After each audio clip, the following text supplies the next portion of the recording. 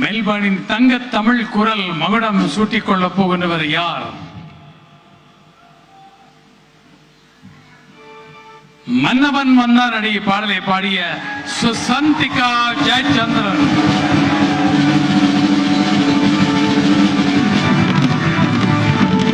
சுசந்திகா ஜெயச்சந்திரன்.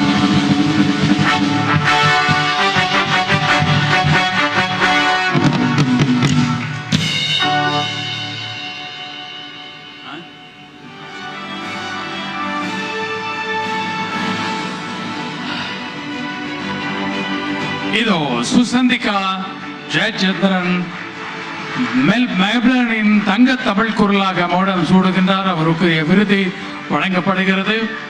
ஆனால் இந்த போட்டியில் கலந்து உள்ள அத்தனை பேருக்கும் சான்றிதழ்கள் உண்டு.